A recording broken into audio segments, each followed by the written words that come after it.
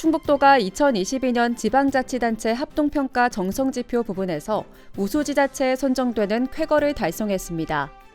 정부 합동평가는 지방자치단체에서 수행하는 주요 국가시책 등을 28개 중앙부처가 공동으로 평가하는 정부 차원의 유일한 지자체 종합평가입니다. 충북은 정성지표 20개 중 성평등 조직문화 조성 등 4개 사업이 우수 사례로 평가돼 경기와 제주에 이어 9개 도 중 3위를 차지하며 우수 지자체에 선정됐습니다. 서승우 충북도 행정부지사가 감사관실 직원과 공무원 노조임원과 함께 반부패 청렴 홍보 캠페인을 가졌습니다. 캠페인은 다음 달 19일부터 시행되는 공직자의 이해충돌 방지법에 대한 홍보와 부패 공익신고, 갑질근절 홍보 등을 위해 실시했습니다.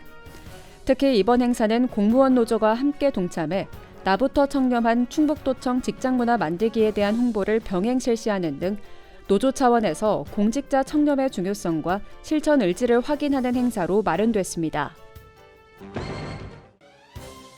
충북지구 이북도민연합회가 제28대 연합회장 취임식을 개최했습니다. 연합회는 28대 회장으로 충북지구 함경남 도민회장인 이대석 회장을 선출했으며 이대석 회장은 향후 2년간 임기를 맡게 됩니다. 이대석 회장은 취임사를 통해 도내 이북도민과 북한 이탈 주민의 생활 안정에 힘쓰겠다고 포부를 밝혔습니다. 한편 현재 도내에는 4만 6천여 명의 이북도민과 북한 이탈 주민들이 거주하고 있으며 충북도는 이들의 화합과 안정적인 정착을 위해 다양한 지원 사업을 추진하고 있습니다. 중부 내륙을 관통하는 영동에서 진천 고속도로망 구축과 연계해 중장기적 발전 방향을 모색하고 중남부권의 균형 발전을 도모하는 지역개발 기본구상 연구용역이 본격 추진됩니다. 도는 지난달 충북연구원을 용역 수행기관으로 최종 선정했으며 이달 21일부터 8개월간 연구용역을 추진합니다. 주요 내용으로는 해당 고속도로 주변 지역 현황과 자원조사, 도내 중남부 지역개발과 연계한 중장기 비전 제시 등입니다. 도는 이번 용역 결과를 영동에서 진천 고속도로 신설의 예비타당성 조사 논리개발과 중남부권 발전 방안 등을 위한 자료로 활용할 예정입니다. 충북도가 사회적 기업 일자리 창출 사업 지원을 위한 심사위원회를 개최하고 55개 사회적 기업에 163명을 지원하기로 했습니다.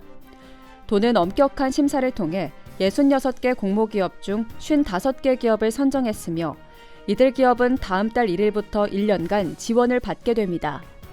일자리 창출 사업 지원 기업으로 선정되면 최저임금 수준의 인건비와 사업주 부담 사회보험료의 일부를 지원받을 수 있으며 예비사회적 기업은 지정기간 3년 이내에 최대 2년간, 인증사회적 기업은 사업의 지원 개시일로부터 5년 이내에 최대 3년간 지원받을 수 있습니다. 알림마당입니다. 청주시가 재해 예방을 위해 소하천 정비 사업을 추진합니다. 시는 올해 426억 원을 들여 북이면 송정리와 가덕면 행정리 등 5개 마을 소하천을 정비하고 교량 47개를 설치하거나 정비하기로 했으며 특히 78억 원이 투입되는 송정 소하천 정비 작업은 오는 6월까지 마무리할 계획입니다. 충주시가 코로나19로 어려움을 겪는 소상공인들을 위해 점포 환경 개선 비용을 지원합니다. 지원 대상은 창업 6개월이 지난 충주 지역 소상공인 점포 200곳으로 낡은 간판이나 내부 인테리어, 소방 설비 등을 교체하는 경우 전체 비용의 80% 범위에서 200만 원까지 지원할 계획입니다. 충북 육아종합지원센터 증평분소가 오는 22일부터 장난감 도서관 놀이마을을 시범 운영합니다. 미취학 아동보호자와 지역 직장인, 아동보육기관 대표자라면 이곳에서 장난감 800여 점과 영유아 도서 1,100여 권을 대여할 수 있습니다. 진천군이 정착지원금 사업의 지원 대상을 확대합니다.